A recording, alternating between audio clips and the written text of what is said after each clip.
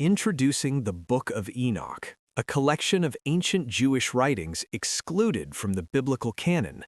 It tells a forgotten story of the Nephilim, a race of giants said to be born from an illicit union between human women and the so-called sons of God.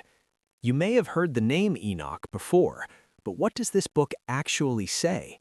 And why has it been so frequently misunderstood? In this video, we'll journey inside the Book of Enoch and explore the history, ideas, and controversies surrounding one of the most famous texts ever left out of the Bible.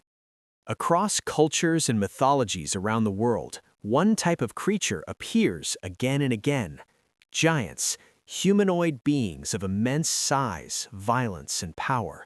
In ancient Scandinavia, myths spoke of primordial beings such as the Jotnar, colossal entities associated with chaos and destruction. Chief among them was Ymir, whose body was dismembered to form the mountains, seas, and forests of the world. In Greek mythology, the Gigantes rose up against the gods in a failed rebellion alongside the Titans. One of these figures, Prometheus, famously stole fire from Zeus and gifted it to humanity, earning eternal punishment as a result. But some of the earliest and most influential giant traditions come from the ancient Near East. Hebrew texts speak of the Nephilim, a mysterious race born of a forbidden union between heaven and earth, and it is these beings who stand at the heart of the Book of Enoch. The origin of the Nephilim appears in Genesis chapter 6, one of the most cryptic passages in the Hebrew Bible.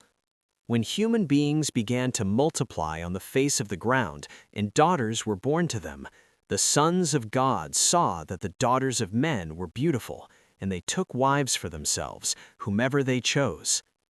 The Nephilim were on the earth in those days, and also afterward, when the sons of God went in to the daughters of men, and they bore children to them. These were the mighty men of old, men of renown. This brief passage suggests the existence of semi-divine beings, offspring of human women and supernatural figures, often interpreted as angels.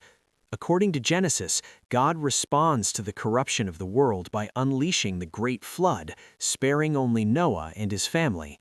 And yet, strangely, the Nephilim appear again after the flood. In the Book of Numbers, during Israel's journey through the wilderness, scouts return with a terrifying report. There we saw the Nephilim, the sons of Enoch, who come from the Nephilim, and we seem to ourselves like grasshoppers, and so we seem to them. Taken literally, this would suggest beings of unimaginable size. More likely, it reflects exaggerated fear or symbolic language.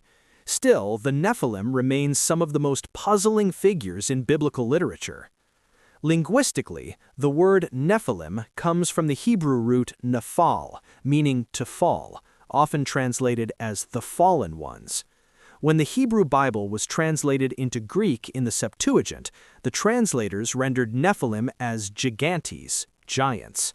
This tells us how ancient readers understood them. But the Bible itself offers little more detail. That's where the Book of Enoch enters the story. Enoch is a surprisingly minor figure in the canonical Bible. He appears briefly in a genealogy and is described in a single enigmatic verse. Enoch walked with God, and he was not, for God took him. This mysterious line captured the imagination of ancient readers. What did it mean to walk with God, and why was Enoch taken? Over time, stories emerged that sought to answer these questions. The result was the Book of Enoch, a sprawling, visionary work that claims to reveal the hidden history behind Genesis and the true origin of the Nephilim. According to Enoch, the sons of God were angels known as the Watchers, tasked with observing humanity. But they became corrupted by desire. Led by a chieftain named Shemi-Hazza, they descended to earth, took human wives, and fathered monstrous offspring, the Nephilim.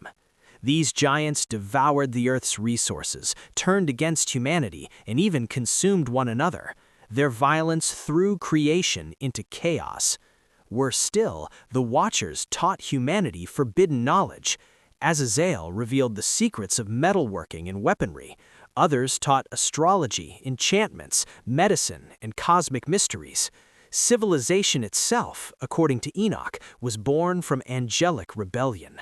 The earth cried out, and heaven listened. God summoned the archangels, Michael, Gabriel, Raphael, and Uriel, and decreed judgment. The watchers would be imprisoned, the giants destroyed, and the world purged by a flood. But first, a messenger was needed. Enoch, the righteous scribe, was taken into heaven and shown terrifying visions of divine fire, celestial thrones, and cosmic prisons. He was commanded to deliver judgment to the fallen angels, creatures far greater than himself. Despite their power, the Watchers begged Enoch to intercede on their behalf. He tried, but God's verdict was final. There would be no forgiveness. This narrative forms the core of the Book of the Watchers, the first and most dramatic section of Enoch. But the Book of Enoch does not stop there. Written between the 3rd century BC and the 1st century AD, it is a composite work made up of 5 sections: the Book of the Watchers, the Book of Parables, the Book of the Luminaries, the Book of Dreams, and the Letter of Enoch. Together, they form one of the most important examples of Jewish apocalyptic literature. These texts emerged during a time of crisis. In 167 BC, the Seleucid king Antiochus IV desecrated the Jewish temple, outlawed Jewish law, and violently suppressed religious practice. For many Jews, traditional theology no longer explained their suffering. Apocalyptic thinking offered an answer. Evil was cosmic, not merely human. Judgment would not come through politics or armies, but through divine intervention at the end of time. The Book of Enoch reflects this worldview. It speaks of a final judgment, a messianic Son of Man, and a future in which the wicked are destroyed and the righteous vindicated. These ideas profoundly influenced later Jewish and Christian thought. The Book of Daniel shares similar imagery, and the New Testament echoes Enochian themes. The Epistle of Jude even quotes the Book of Enoch directly. So why was it excluded from the Bible? Partly because of its radical theology, fallen angels, cosmic warfare, and speculative cosmology. Partly because of doubts about authorship, and partly because religious traditions narrowed over time, leaving works like Enoch on the margins. Yet, in Ethiopia, the Book of Enoch survived. Preserved by the Ethiopian Orthodox Church, it remains canonical there to this day. Without them, the text might have vanished entirely. The Book of Enoch is strange, unsettling, and deeply imaginative. It expands a single biblical verse into a cosmic epic of rebellion, judgment, and hope. And while it never made it into the Bible, its influence is everywhere. From angelology to apocalyptic thought to the very idea of fallen angels.